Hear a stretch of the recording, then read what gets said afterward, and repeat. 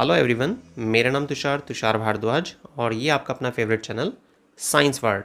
आज की वीडियो में हम क्लास 9th की बायोलॉजी का जो सेकंड चैप्टर है टिश्यू, इस चैप्टर के एक इम्पॉर्टेंट टॉपिक वेस्कुलर टिश्यूज़ के बारे में डिस्कस करने वाले हैं।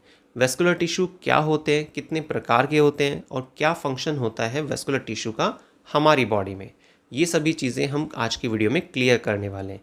तो चलिए स्टार्ट करते हैं। आज के वीडियो का टॉपिक वेस्कुलर टिश्यूज़। देखिए, जो वेस्कुलर टिश्यूज़ होते हैं ना, ये फ्लूइड टिश्यू होते हैं। क्या बोलते हैं हम इसको? Fluid tissue that form supportive framework of body. हमारी बॉडी के लिए एक सपोर्टिव फ्रेमवर्क तैयार करते हैं। वेस्कुलर टिश्यू को दो पार्ट में बांटा जाता है। Number first blood and number second lymph. चलिए ब्लड के बारे में थोड़ा सा डिटेल में समझते हैं कि भाई क्या होता है ब्लड, ठीक है, और क्या फंक्शन परफॉर्म करता है, क्या इसमें चीज़ें पाई जाती हैं, ठीक है, ये सारी चीज़ें। देखिए, ब्लड को बेसिकली दो पार्ट में बांटा जाता है और वो क्या क्या है? नंबर फर्स्ट प्लाज्मा, ठीक है, and number second sales.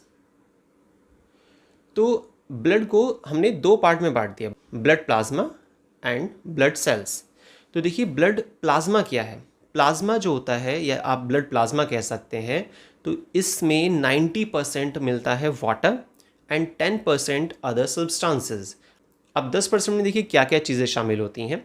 Vitamins, minerals, carbohydrate, protein, fat या कुछ फाइन सब्सटेंस होते हैं, जैसे अमाइनो एसिड्स हुआ है ना, प्रोटीन के लास्ट फॉर्म मतलब अमाइनो एसिड्स, ग्लूकोज हो गया, या इस तरह के जितने भी मटेरियल्स हैं उन सबको हम किस में इंक्लूड करते हैं? 10% में। लेकिन 90% वाटर है।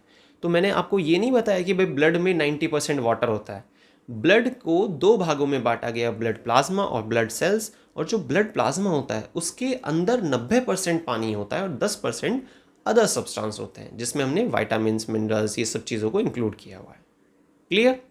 जब बात करते हैं ना ब्लड सेल्स, तो ब्लड सेल्स तीन प्रकार की पाई जाती हैं। Number first platelets, second leucocyte, third erythrocyte. Erythrocyte का नाम होता है आरबीसी, रेड ब्लड कॉर्पसल्स। जो ल्यूकोसाइट है उसका नाम होता है डब्ल्यूबीसी, वाइट ब्लड कॉर्पसल्स या वाइट ब्लड सेल्स कह सकते हैं आप। और जो प्लेटलेट्स हैं उसी के लिए दूसरा नाम चलता है थ्रोम्बोसाइट। क्लियर? आरबीसी का काम होता है ऑक्सीजन को ट्रांसपोर्ट करना, डब्ल्यूबीसी का काम होता है जर्म्स को किल करना, और जो प्लेटलेट्स होती हैं उनका काम होता है क्लोटिंग में हेल्प करना। क्लियर?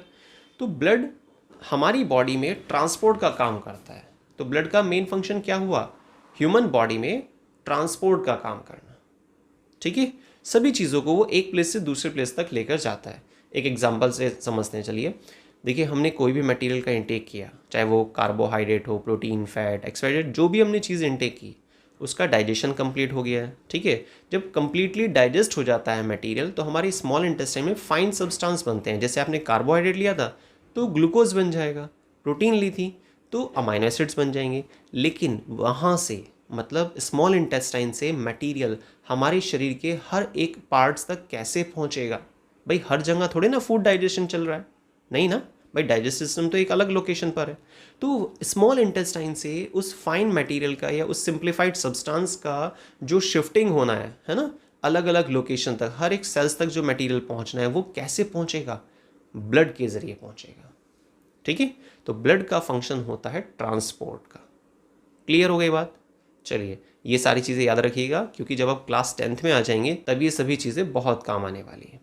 बाकी क्लास 9th के लेवल पर तो इतना नहीं है, आप थोड़ा सा भी याद रखेंगे तो वो भी काफ़ी रहेगा।